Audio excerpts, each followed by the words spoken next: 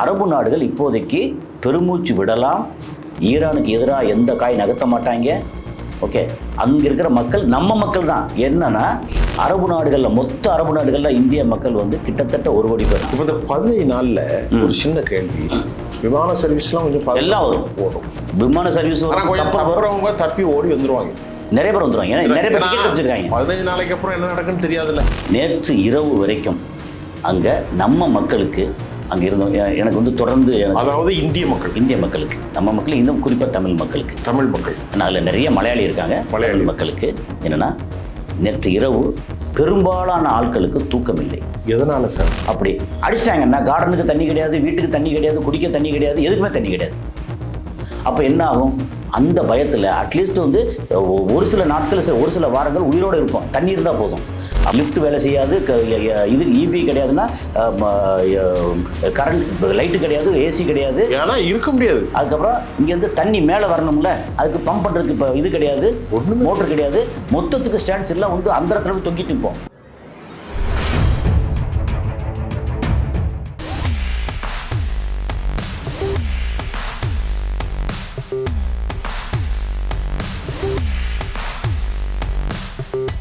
நேர்களை, இப்போ மத்திய கிழக்கில் பெர்ஷியன் வளைகுடாவுடைய கொதிநிலை, ஈரான் அமெரிக்கா போர் உங்களுக்கு தெரியும். இப்போ இந்த போரில் நாளை மறுநாள் நடக்கக்கூடிய சமாதானத்தை தாண்டி அரபு நாடுகளில் துபை மற்றும் இருக்கக்கூடிய அபுதாபி, மற்ற நாடுகள் குவைத், சவுதி அரேபியா, பல நாடுகள் நிலைமை என்ன? அங்கே ஏராளமான இந்திய மக்கள் வாழ்கிறார்கள். அங்கேயே பல வருஷம் தாமதித்த இன்டர்நேஷ்னல் பகுப்பாய்வாளர் தோழர் கசாலியோட்ட வரவேற்று நிகழ்ச்சிக்கு போவோம். சார் வாங்க. சார், நான் கேட்ட கேள்விக்கு உங்கள் பதில். ரொம்ப சிம்பிளான விஷயம் என்னென்னா, நேற்று இரவு வரைக்கும் அங்கே நம்ம மக்களுக்கு அங்கே இருந்தோம். எனக்கு வந்து தொடர்ந்து அதாவது இந்திய மக்களுக்கு நம்ம மக்கள், இன்னும் குறிப்பாக தமிழ் மக்கள் ஏன்னா அதில் நிறைய மலையாளி இருக்காங்க. மலையாளி மக்களுக்கு என்னென்னா நேற்று இரவு பெரும்பாலான ஆட்களுக்கு தூக்கம் இல்லை. எதனால சார்? என்னென்னா அவங்க வந்து கடைசி இறுதி எச்சரிக்கை, நீ வந்து இது ஒத்துக்கல அப்படின்னா அங்கே நாசம் பண்ணிடுவேன் அப்படின்னு சொல்லி பயங்கரமாக சொல்லியிருந்தார். கெட்ட வார்த்தை போட்டு பேசியிருந்தாரா ட்ரம்ப்பு? பயங்கர வார்த்தை என்ன கெட்ட வார்த்தை? ஓகே, பேசியிருந்தார். அப்புறம் அங்கே வந்து அடிக்க வந்தாங்கன்னா ஈரான் என்ன பண்ணாங்க, மொத்த ரீஜன் நான் வந்து நாசமாக்கிடுவோம். இருக்கிற வந்து வாட்டர் பிளான்ட்டு, டீசலேஷன் பிளான்ட்டு, அப்புறம் பவர் ப்ராஜெக்ட்டு, அப்புறம் வந்து இது ஆயில் ஸ்டோரேஜ் எல்லாத்தையும் போட்டு அடிப்பேன்னு சொல்லியிருந்தார். அப்போது நேற்று என்ன நடந்துச்சு அப்படின்னா, துபாயில் எனக்கு வந்து துபாயிலிருந்து வந்தது என்னென்னா பிக்சரு, வீடியோ கிட்ட எல்லாத்தையும் பார்த்தேன். என்ன அதை நம்ம வெளியிட முடியாது.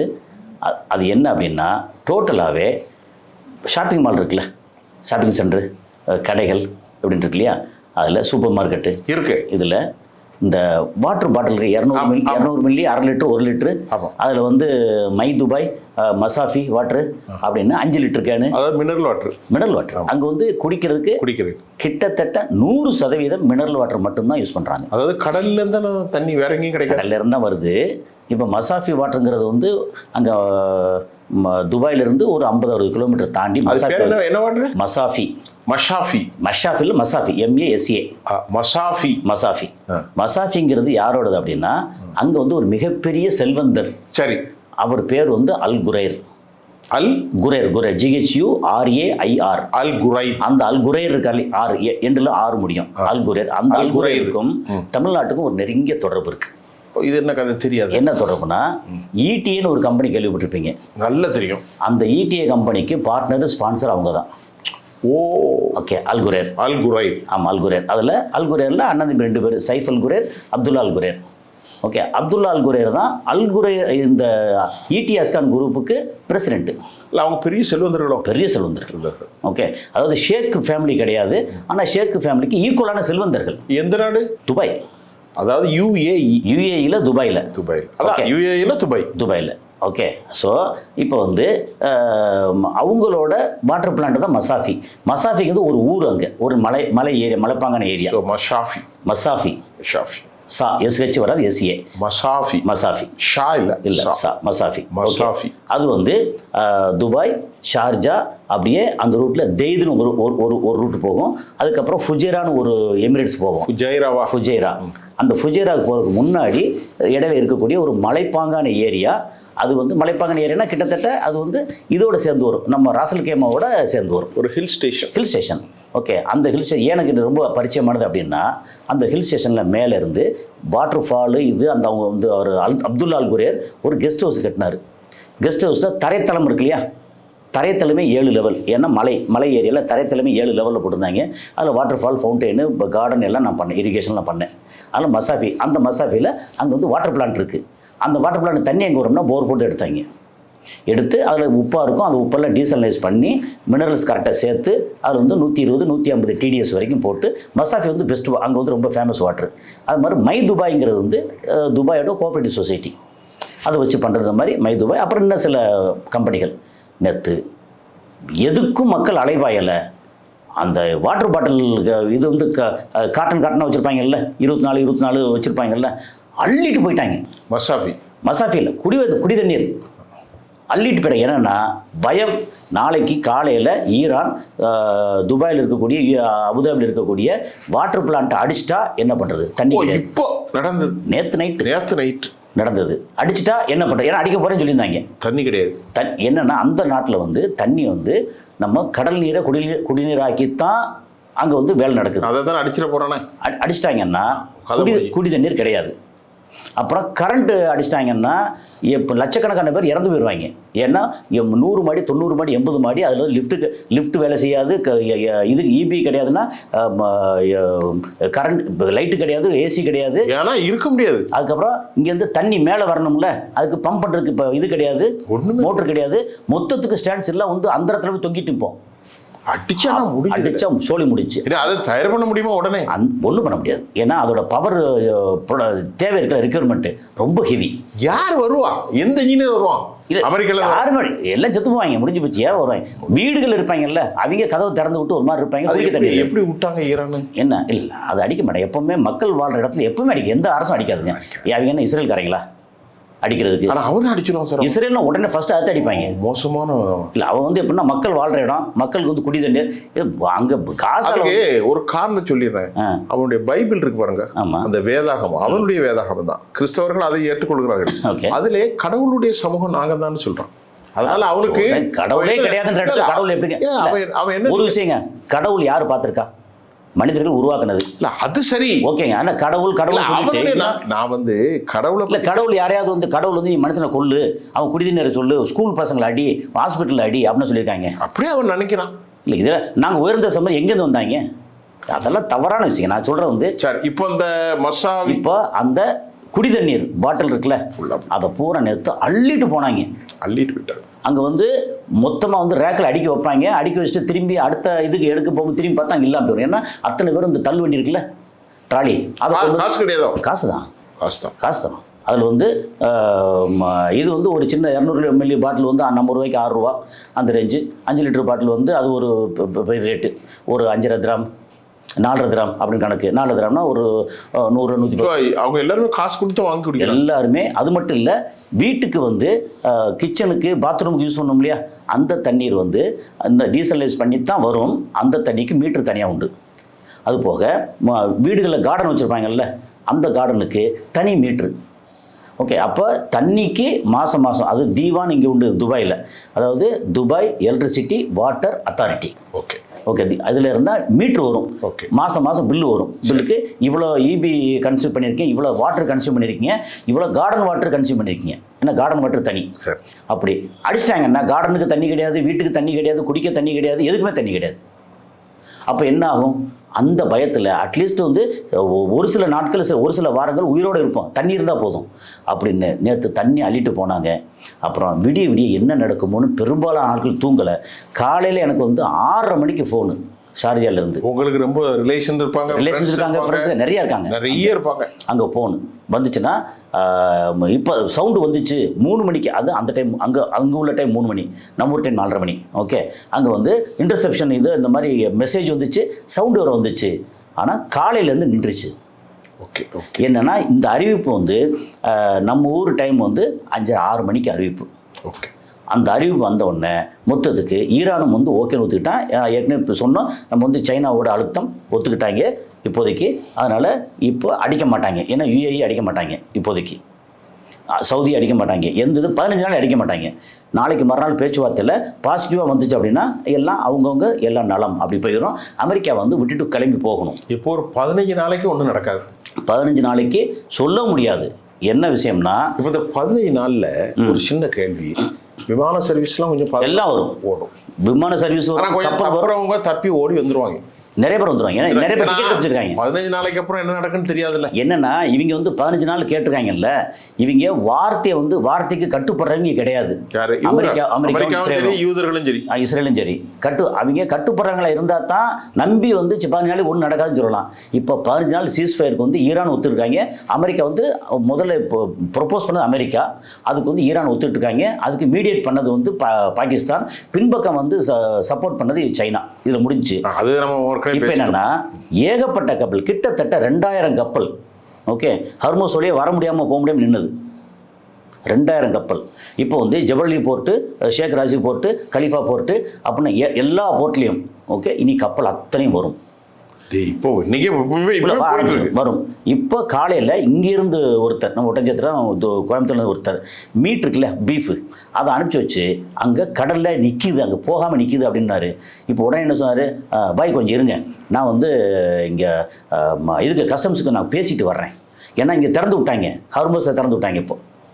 அதனால் துபாய்க்கு வந்து உணவுப் பொருள் பிரச்சனை வந்து தீருது. ஓகே, எல்லா கப்பலும் வந்து அங்கே உள்ள அத்தனை போர்ட்டுக்கு போகும். ஓகே, இப்போது அலாரம் வராது, பிரச்சனை வராது, ஃபுட் ஐட்டம் பிரச்சனை இல்லை, மருந்து ஐட்டம் பிரச்சனை இல்லை. அப்புறம் நம்ம ஊருக்கு வரக்கூடிய யூரியா இருக்குது பார்த்தீங்களா, உரம், அது வந்து வர ஆரம்பிக்கும். பெஸ்டிசைட் இல்லை, ஃபெர்டிலைசர், ரெண்டுமே வரும். இல்லை ஃபெர்டிலைசர் தான், ஃபெர்டிலைசர் அது பெஸ்டிசைட் இல்லை. ஓகே, பெஸ்டிசைடுங்கிறது பூச்சி அழிக்கிறது, ஃபெர்டிலைசர் வந்து உரமாக போகிறோம். உரம் ஃபெஸ்டிசைடு இல்லை, ஃபெர்டிலைசர் தான் மெயின். ஃபெர்டிலைசர் நம்ம ஊரில் பெஸ்டிசைடு இருக்குது, நம்ம ஊரில் பெஸ்டிசைடு இருக்குது, ஆனால் ஃபெர்டிலைசர் தான் டிமாண்டு. இல்லை ரெண்டுமே அது அப்படிலாம் பெரிய டிமாண்டில் இல்லை. நம்ம ஊரில் இப்போ நிறைய மாற்றிட்டாங்க. அப்போ இப்போ ஹெர்மூஸ் வழியா நமக்கு உரங்கள்லாம் வரும். உரங்கள் இது வரைக்கும் உரங்கள் வந்து உலகத்தில் தேவைப்படுற உரங்களில் 35% அங்கேருந்து மட்டும் வந்து, இப்போ அந்த உரங்கள் தட்டுப்பாடுனா அடுத்த வருஷம் இந்தியாவுக்கு வந்து உணவு பஞ்சம் வந்துடும். அது இல்லாமல் தடுக்கப்பட்டிருக்கு. இந்தியாவுக்கு கேஸ் வந்துடும் அங்கேருந்து. ஆனால் இல்லை இந்தியாவுக்கு ப்ளஸ் பாயிண்ட் என்ன தெரியுமா, ஈரானுடைய எண்ணெய் வருது. ஆல்ரெடி ஆரம்பிச்சிட்டாங்க, போன வாரத்துலேருந்து வருதில்ல, போன வாரத்தில் ஈரானோட எண்ணெய். அதுக்கு அமெரிக்கா வாயை பூத்திக்கிட்டு இருக்கானே, ஒன்றும் பேசலை. இதுக்கப்புறம் எல்லாரையும் உடனே இழுத்துட்டாங்க. அதனால் இந்த மாதிரி பிரச்சனைனா அரபு நாடுகள் இருக்குல்ல, இப்போதைக்கு மிகப்பெரிய பெருமூச்சு விட்டுருக்கு அரபு நாடுகள். பெரிய சேஃப்ல. ஆமாம், என்னென்னா அங்கே இருக்கிற மக்கள் இருக்காங்கல்ல, அரப்ஸ் எல்லாம் நிறைய பேர் வந்து வெளிநாட்டு போயிட்டாங்க. ஆமாம், அவங்களுக்கு தான் பணம் நிறைய இருக்குது, சாப்பிட்றலே போயிட்டாங்க வெளிநாடு.